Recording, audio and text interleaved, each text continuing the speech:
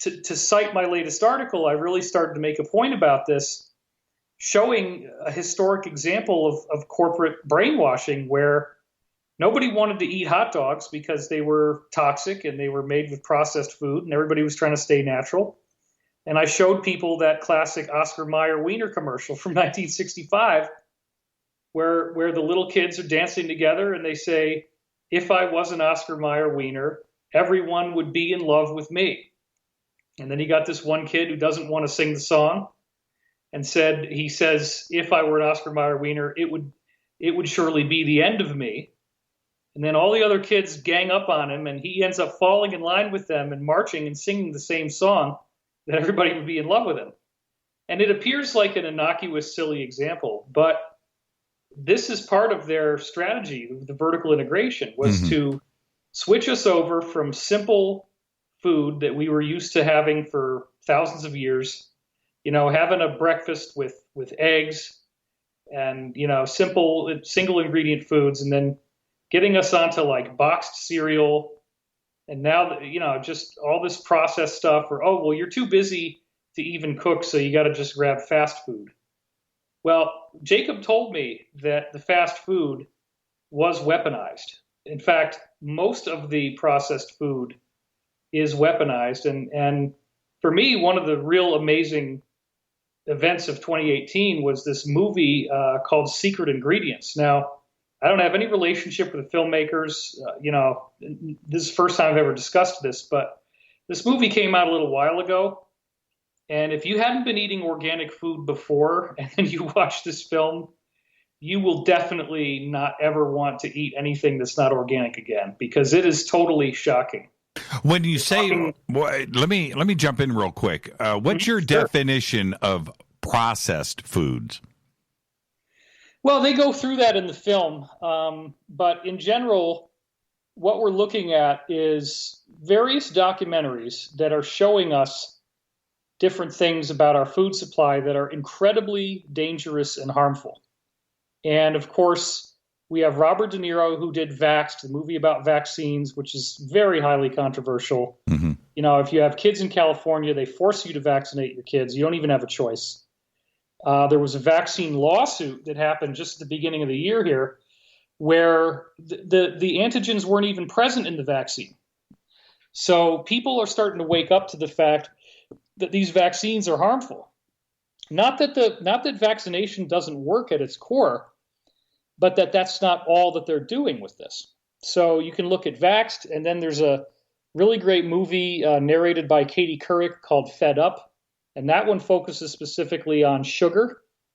There's a few different movies that are focusing on regular wheat with the work of Dr. William Davis, the author of Wheat Belly, and others like him.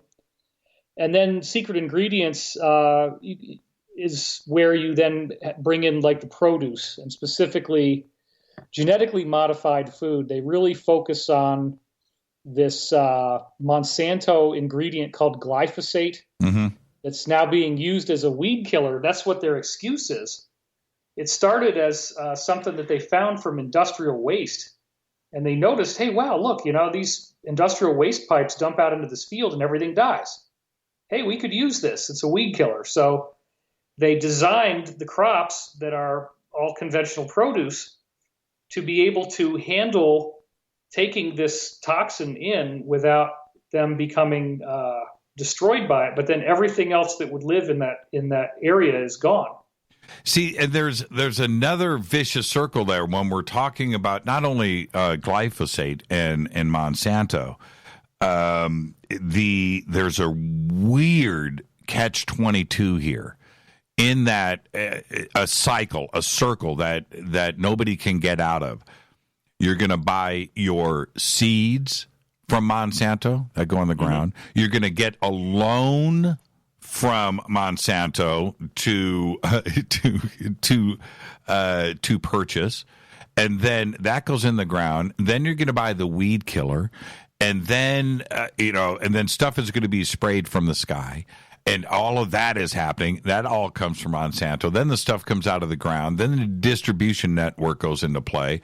So now you've got not only modified crops, but controlled also by Monsanto to allow them to grow. And then the cycle starts all over again, and it goes into the stores. And it's like the perfect scenario for Monsanto that they are going to profit on every side. And the farmers across this country, whether they're corporate owned or family owned, from top to bottom, are only dealing with Monsanto, and they don't have any choices here. And that is an amazing thing where suddenly we have generations of our children that are now genetically modified because they are consuming stuff that isn't natural. And we don't know the ramifications of this in 10 or 20 years, the next generation coming around. Well, we can see it coming because in this film, they open up with this family where both the parents are like long-distance marathon runners. They should be the epitome of health. They eat right. They drink lots of clean, fresh water. But they're not eating organic. They're eating conventional produce, which all has this glyphosate in it. Their whole entire family starts having this crazy degenerative disease. Mm-hmm. And as soon as they went organic, everything went away, including their child's autism. Right. Everybody got better, just like that. Right. And look, better than anybody that I enjoy cooking. Rita and I enjoy cooking. We enjoy the celebration of dinners with family and friends, and we do it often. But we are cautious with what we cook with. Right? And that's the big difference here.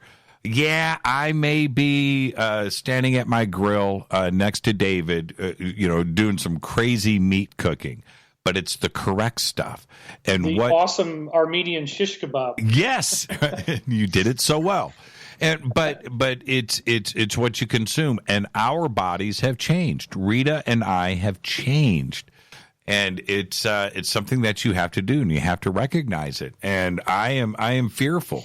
And the other thing is, David, we're going to be headed towards a break here, but I've given up Captain Crunch.